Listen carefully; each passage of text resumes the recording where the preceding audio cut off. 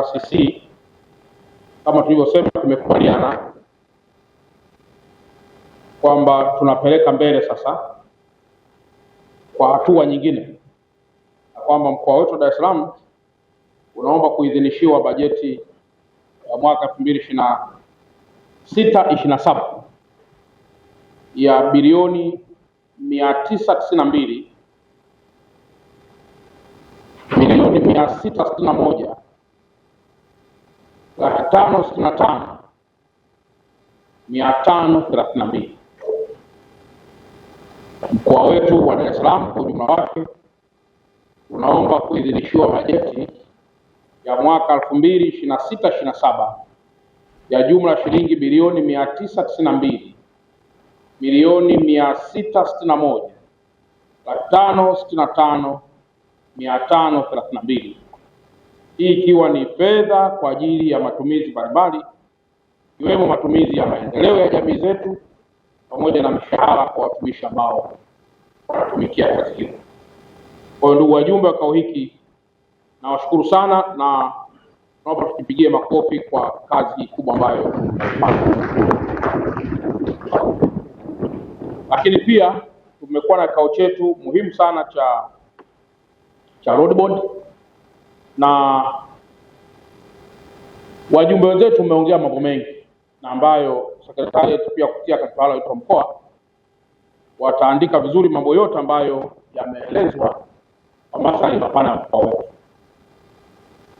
Na jambo kubwa ambalo kwenye TANROADS pamoja na TARURA, moja ni lazima tuharakishe kwenda kusajili barabara ambazo ziko nje na mitandao ya TARURA au TANROADS ili pia ziingie kwenye mtandao wa kilomita za katika mkoa wetu, ambazo pia zitasaidia kuakisi mapato kuakisi bajeti au mgao wa bajeti ambao tunapewa kwa mwaka mwingine wa fedha. Na hili sasa tuliulizana hapa kwamba je, tunajipa muda gani, pamoja na ile swali jingine ambalo tulikuwa nalo. Lakini vile vile tumekubaliana kwamba kuna umuhimu mkubwa sana sasa wa kupata maendeleo ya utekelezaji wa miradi ya DMDP kwa kijimbo. Na nikisema kijimbo maana yake tumekubaliana kwamba isizidi wiki moja. Hata kama wiki mbili, lakini wiki moja inatosha. Kwamba tupate kwenye kila jimbo utekelezaji wake ukoje. Na utekelezaji nadhani katika tawala mkoa ungeandaa kitu fulani ambapo katatusaidia kuwaongoza namna wanavyopaswa kuturipotia. Moja, barabara hiyo ina kilomita ngapi, inatengenezwa kwa mfumo upi, bajeti yake ni shilingi ngapi, mkandarasi ni nani, amepewa shilingi ngapi na hajapewa shilingi ngapi. Je, kwa kuna certificates alizozirais ama hajazirais, na percent ya kazi kwa sasa na expected percent za kazi hiyo kwa sasa. Kwa ni 20%, lakini tulitegemea kwamba wakati huu percent hiyo ya 60%. Sasa kwa mantikio tupate hiyo taarifa ili katusaidie pia kwa wananchi wenzetu tunapowasilisha kuhusiana na mwenendo wa utekelezaji wa miradi hii ya DMDP na hasa hii awamu ya pili. Lakini tumekubaliana pia kwa baadhi ya majimbo kuhusiana kuendelea tena kustruggle ili kuwe na fedha zaidi. Kwa mfano jimbo la Kibule kwamba hana kabisa barabara ya lami. Hili ni jambo la muhimu mno, kwa sababu tunaposema maendeleo kijimbo, manake ni muhimu pia kila mwananchi abebe ile national cake, kwamba lazima aone ile keki ya taifa namna ambavyo inafanya kazi kwenye maeneo yao. Kwa hili jambo moja la muhimu na ambalo ni muhimu sana pia kuweza kufikiria. Kwa maana jambo jingine la muhimu tulisema umuhimu wa push ile hoja yetu ya kutengeneza mfuko wetu hapa utakao kusaidia masuala ya barabara. Ni muhimu sana kwa sababu tumekwenda maeneo mengi, tumeona malalamiko makubwa barabara yapo. Kwa hiyo hii ni hoja kama ambavyo wajumbe wetu walisema ilishakuwa tangu miaka 2 imepita, lakini mpaka sasa kadhaa bado hatujapata any progress. Sasa ni vizuri ili tukasukuma, na hiyo yote hii ni kwa umuhimu wa mkoa wa Dar es Salaam. Mtu asija kadhani kwamba labda tunajipendelea. Ni umuhimu wa mkoa wa Dar es Salaam. Dar es Salaam imeshajikuza na imefikia mahali ambapo unaweza kukuta mambo mengine yote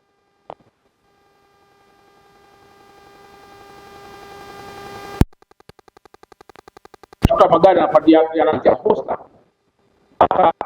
dakika 20.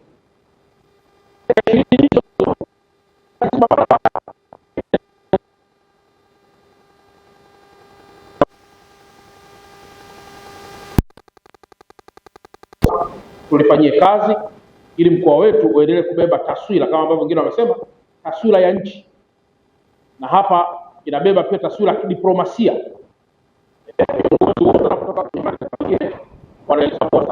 Kama ndio sehemu na kama ndio hapa, lakini masuala miundombinu pesa vii na mafoleni ambayo ni beyond necessity. Kama nilivyosema mimi juzi, nimerusha kidongo tu la kawaida. Najua wakati fulani tunazungumzia mambo ya sijui Kolola, na wakati fulani kuta wananchi wanajaa wanakuwa na hasira na Kolola, lakini yote hiyo ni kwa sababu ya tuna lack knowledge ya tafsiri ama knowledge ya fasiri. Ukitafsiri jambo tafsiri sisi katika subject yote, yaani maana tafsiri neno kwa neno, kwa haraka unaweza kadhani mkuu wa mkoa alimaanisha hiyo Kolola ambayo ninyi mnaiona, lakini ukitanua wigo ukaenda katika maana halisi sasa iliyotawanyika, mle ndani kuna package ya vitu vingi. Ndio maana wengine unakuta sasa namba A inaweza kuwa namba E, yana ni translation au kusema ni tafsiri ya tafsiri ya neno kwa neno na kuunganisha hivyo pana. Sasa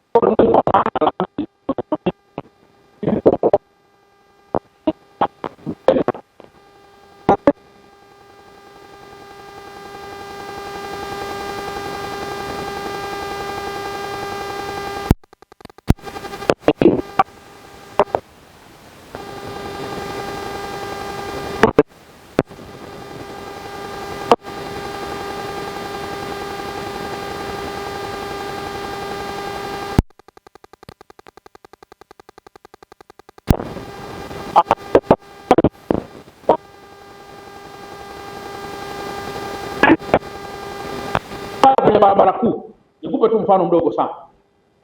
Leo basi sio na mitangazo ya basi. Leo yale mabasi ambayo yanapaki stendi ya Magufuli pale, kwa hii njia ya huku, tumeruhusu wenyewe yale mabasi leo yamezagaa mjini. Lakini kwa sababu gani? Tukisema hebu turudi kule katika utaratibu wa kawaida, yuko mwananchi wa Kigamboni sasa, hapana mwisho kwa mkoa ni mabasi yawe karibu. Lakini karibu wa jambo leo hata kwenda kwenye mataifa mengine huko,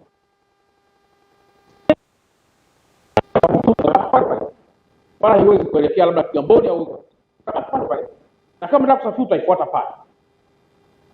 Ukizungumzia airport itabaki pale pale, ukitaka kusafiri maana kuiwahi pale, na stendi ni hivyo hivyo. Tunatengeneza stendi kubwa katika kila mahali, kwa mfano Magufuli, Mbagala au basi mengine. Lakini taratibu ni kwamba basi wanapaswa kuwa na mabasi madogo ya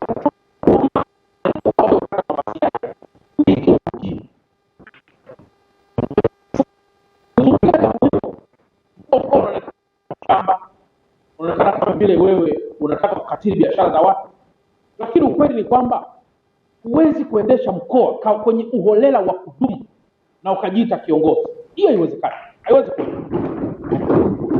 Kwa hiyo ukichukulia basi urefu ule, ukachukulia malori yana matela yake. Kuna lori ina pulling na tela mbili zile, kubwa ndo mbele si nyuma. Kuna lori ni dengla ambayo inasukuma mbili lakini ndogo inakuwa nyuma.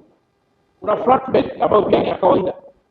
Kuna sasa kiongozana yenyewe matupu humo barabarani. Kama hatujafanya ubunifu wa namna gani malori haya yaweze kuingia kwenye miji yetu hii, tutaendelea kulalamika sana. Kwa hiyo TANROADS, mimi kila nikifikiria kama wenzangu walivyozungumza hapa, tunahitaji kuwa na proposal ya bypass ambazo zitasaidia malori tu kupita pengine na magari mengine, ili haya mengine yabaki kwenye leo hii saa moja vita hii njia Mandela Road haitamaniki. Na ndio maana wakati ule mnakumbuka malori yalianza kuruhusiwa kutoka Kibaha.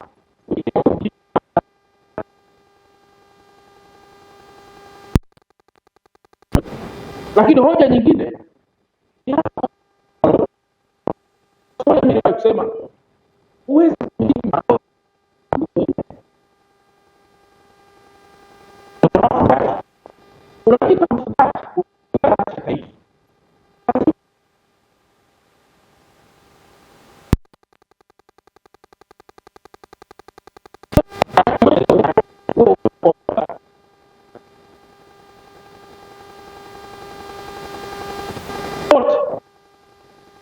unapita